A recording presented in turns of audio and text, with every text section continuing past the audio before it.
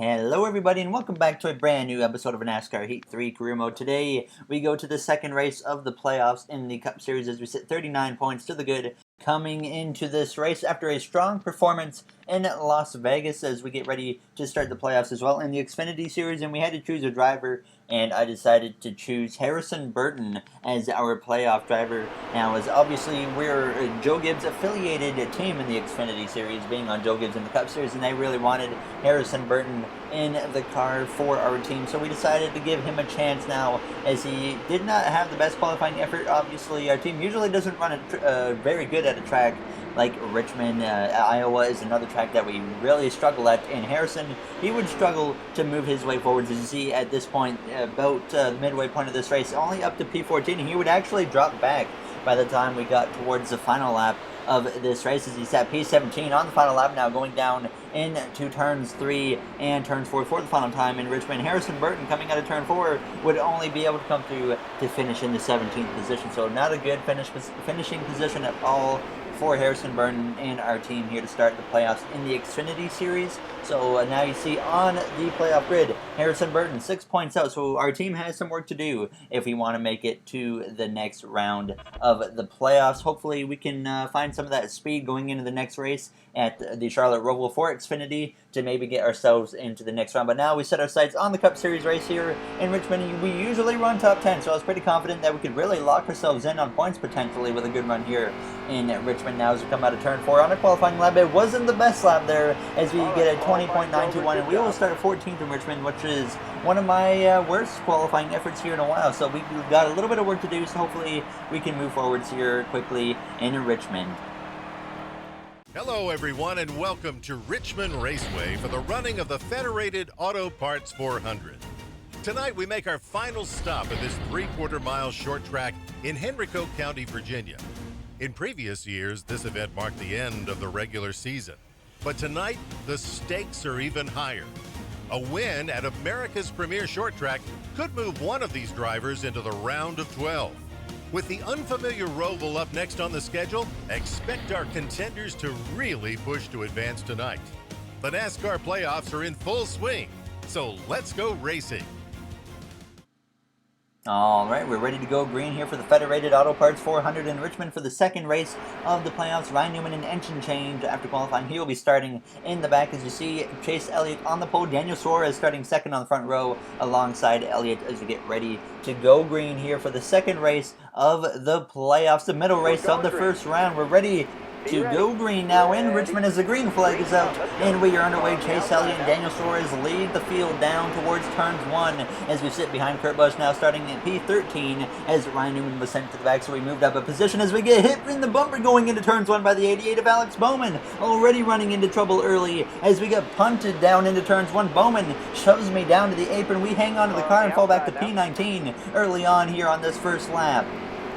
I certainly wasn't very impressed with Alex Bowman going into turns 1 on the first lap and hitting me in the bumper, shooting me down to the apron, but we had to put that behind us because we need to focus on this race. As we came to lap 3, we would catch the cars up ahead. Now looking to the inside of Eric Almirola, we could certainly get payback on Eric. I thought about it, but we got to look at it this way. Eric, when he dumped me in Darlington, that was a regular season. We're in the playoffs. We got to focus on the playoffs now. So I decided to give Almirola a break here, but certainly if he gets into me again, or wrecks me once again in the playoffs, he's certainly going to be in position to receive payback. But we would continue working our way forwards as we came to lap 12, now lap 13, moving up into P12 behind Hamlin, and we have Alex Bowman just in front of me, the guy who punted me down into turns 1 as we would head down into turn 3, looking to the inside of him, pushing him just a little bit wide, just to let him know that I didn't appreciate what happened on lap 1, but we weren't going to go and just drive into the side of him or anything. Now as we go down into turns 1, it's decided to keep it clean there as we come out of turn 2, closing in on the back of our teammate Denny Hamlin, but we wouldn't be able to do anything for the rest of this stage, the last 9 or 8 laps. We were still in P11 after we passed Bowman, trying to close in on the back of our teammate Denny Hamlin, and we couldn't just quite get to him as we come down the back straightaway. And I know our teammate Denny, he's not in the best situation coming into this race on points, so I was certainly being being nice and careful around him, making sure I don't mess him up. Now as we come across the line here in stage 1 to get P11, a very quick first stage as really nothing happened after we got punted by Bowman. We just kind of got behind Denny Hamlin, passed a few cars, and then we were just kind of settling in behind there as Joey Logano wins stage 1. He didn't have a win all season. He went and won the Brickyard 400, and now he's getting another playoff point here in Richmond, looking like he's starting to get strong here late in the season, which could pay off and maybe get him to the Final Four. You never know. Now as we get ready to start this second stage behind Clint Boyer now as Logano leads the way. The green flag is out, and we are back underway here in Richmond. You notice that Chase Elliott, he started on the pole, but he had fallen outside of the top 10 in this first stage as he was certainly struggling here in Richmond after getting the pole as we come through turns 1 and turns 2 on the inside of our teammate of Denny Hamlin, moving now into a top 10 position as you see Jimmy Johnson in the top 10 for the second race in a row. Certainly looking like the 48 team has started to mesh together, and they're making some strong runs here as we start the playoffs. So certainly Johnson could be a factor. You never know. As we head down into turns 1, we look to the inside of the 48 of the 7-time champ of Jimmy Johnson. Now as we come out of turn 2, obviously the news came out last episode. We're going to be driving that 48 car after next season, when obviously we're going to be driving the 24 next season, and we're in line to take over Jimmy Johnson's car after he retires, as William Byron will come back in once I leave the 24 after next season. As we head down into turns 1, a great start to the second stage, moving into P7, looking to the inside now of Ryan Blaney as we come down the back straightaway. So a good start, like I said, to stage 2, moving up about 4 or 5 positions already as Joey Logano leads over the 2 Ganassi cars up ahead of Kurt Busch and Kyle Larson as we head down towards turns 1, trying to be a little defensive over Harvick as we really have to turn the car as much as possible on the exit of turn 4 because AI can really hold on to that inside lane and get a lot of speed on you still as we come out of turn 4. And you see here as we came to lap 12, Harvick had already gotten past me now as we dropped to P6 as we went down into turns 1, riding behind Harvick and Boyer at this point as Joey Logano continued to lead over Kyle Larson and Kurt Busch as we went down the back straightaway. And as we came through now to lap 18, falling a little bit behind as Ryan Blaney had gotten up behind me. And as we come into turn 4, Blaney right behind me blows an engine as we come across the line. He gets hit by the 41 of Suarez, and he goes spinning into the infield, into the inside wall. And somehow the green flag stays out, and we continue racing. But that is huge playoff implications for Ryan Blaney, really a top 5 driver this season. Now in trouble here in the playoffs as we come out of turn 4. You see Blaney still sitting on the inside wall, but he would get the car back going as we would come through now to the white flag, still sitting P7. Obviously our teammate Kyle Busch in the whole situation there had gotten past me as we come through down the back straightaway. You see Blaney, he was just nursing the car around at the end of the stage as we head down into turn 3 for the final time in stage 2. Suarez down there behind me in P8 as we come out of turn 4. We're going to come through to get P7 in stage 2 after big playoff implications for really a top 5 driver of this season in the points of Ryan Blaney. So he is in trouble. We're not sure what the playoff situation looks like right now for Blaney, but there you see Logano wins the stage. We would take 4 tires and 2 cans of fuel,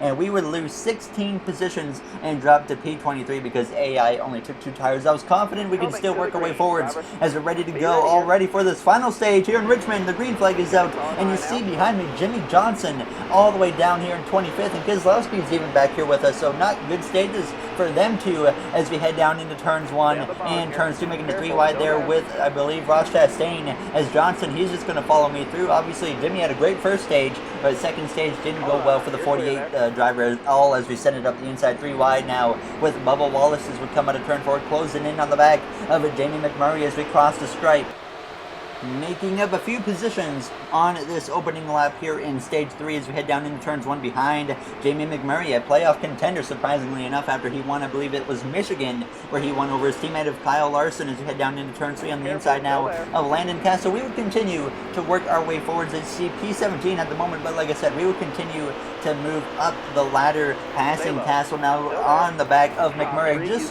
kind of got planted behind McMurray for a few laps, but like I said, we would be able to get back or get past Jamie McMurray and get all the way up to P14 with 38 to go, just in front of my teammate of Denny Hamlin as there's trouble ahead, and it's a 9 of Chase Elliott who goes spinning, and we just barely missed the back of Eric Almirola, and now we have another big playoff implication as Chase Elliott goes spinning in turns 1 and turns 2.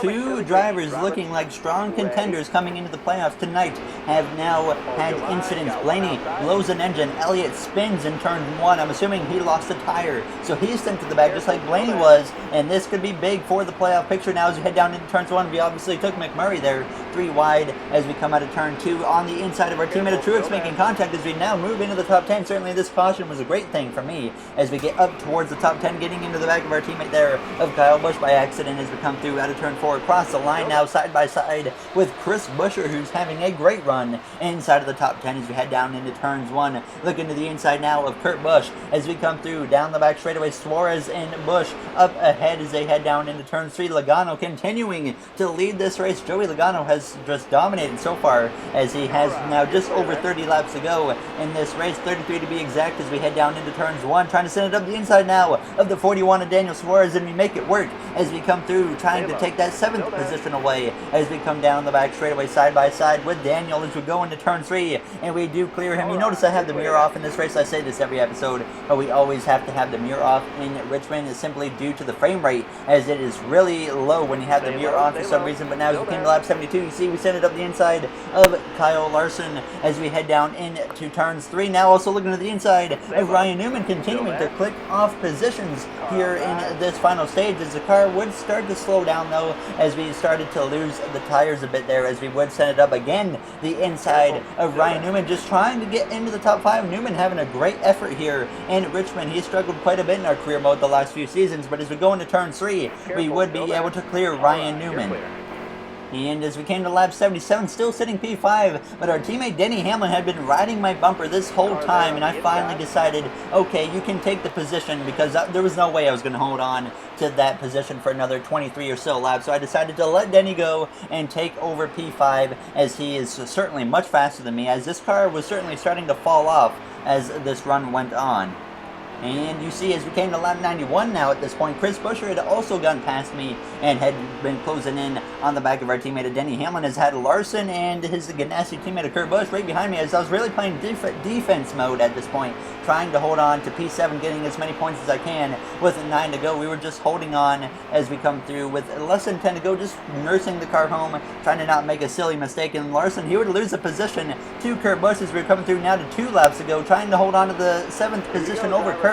As 2 laps remain here in Richmond, Joey Logano has lost the lead after dominating this race. Kevin Harvick hasn't won a race this season, but as we come into the white flag, Kevin Harvick had actually taken the lead as he was looking for win number 1 on the season as we close in towards Buescher and Hamlin, who are dealing with lap traffic at this point as we come through the trial. The white flag is in the air, and now Kurt Busch is able to look to my inside as we go down into turns 1 and turns 2 for the final time here in Richmond. We're going to battle side by side down the back straightaway with the Monster Energy driver of Kurt Busch as we head down into turn 3 for the final time. As we come through the center of the corner, Busch has the momentum as we come out of the corner, and Larson's going to come through as well. As we come through the trioval to cross the line, Larson edges us out, and we drop to P9, which is still a solid performance for us in Richmond. And Kevin Harvick gets win number 1 on the season. Our teammate Kyle Busch up there in second. Jimmy Johnson rebounded to a 13th place finish, which isn't great, but at the start of stage 3, he was even worse, so still a good result for him. Blaney got P40 there, as Elliott also dropped down a bit, but as you now see the playoff grid, Blaney drops out of the top 12 after the engine failure, so big implications there. Elliott now only 3 points to the good as we sit 48 to the good, so we have nothing to worry about going into the Roval. We can go out there and try to put on a show and try to win for the 2nd season in a row at the Roval. There's Denny Hamlin. He's not very happy with me, so I decided to, okay, we're going to provoke you. Kyle Larson, he wasn't very happy. I wasn't even sure what that was about, so we apologize. And Kyle Busch, we're going to provoke him too, just because it's Kyle Busch, and we're leaving this team at the end of the season, so I was kind of getting annoyed with Kyle Busch and all them drivers complaining to me now. As in the next episode, we will be going, like I said, to the Charlotte Roval. So as always, if you guys enjoyed this episode, make sure to comment, like, and subscribe. Those would all be very appreciated. We'll have the playoff grid one more time here to look at there. As you see, Harvick advanced into the next round. Keselowski advanced. Kyle Busch, he's mathematically locked in. We're not mathematically locked in, but realistically, me, Kurt Busch, Kyle Larson, and Joey Logano, we're locked in. Now, is Jimmy Johnson, he's 19 to the good, so he's in good shape. He came into this round 1 point out, and now he finds himself over 19 points to the good. So hopefully he can continue that performance up to maybe make a rally towards the Final Four. You never know. But as always, I will see you guys in the next episode for the Charlotte Roval. Let's hope that we go out there and have a chance to win, as we're going to see if Blaney can fight his way back into the playoffs here for the Charlotte Roval. So thank you for watching, everybody. I will see you guys in the next episode. Have yourselves a great day.